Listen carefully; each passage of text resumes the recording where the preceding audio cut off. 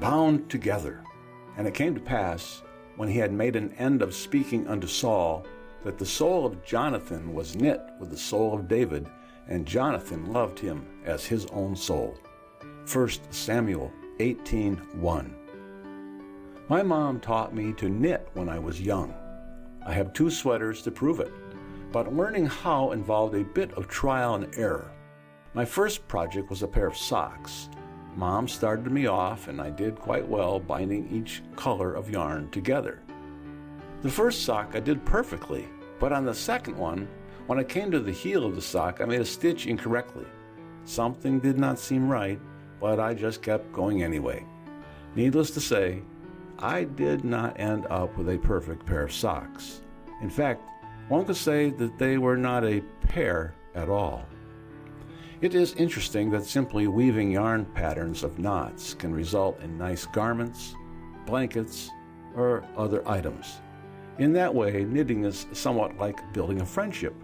If each person involved in the friendship cares and keeps in contact with the other, a relationship will grow, and eventually their lives will be knit together into something beautiful.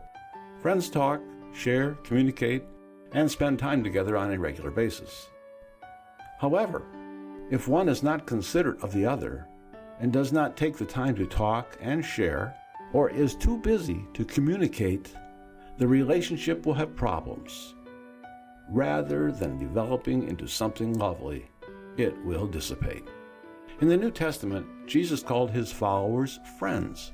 The implication is that Jesus expects some communication from us. He wants to hear from us in the morning and at night and in between. He wants us to share with him the burdens of our day and to offer our thanks and praise for the good or wonderful things that occurred throughout the day. When a friend calls on the phone, we usually recognize his or her voice right away because we have heard it many times before.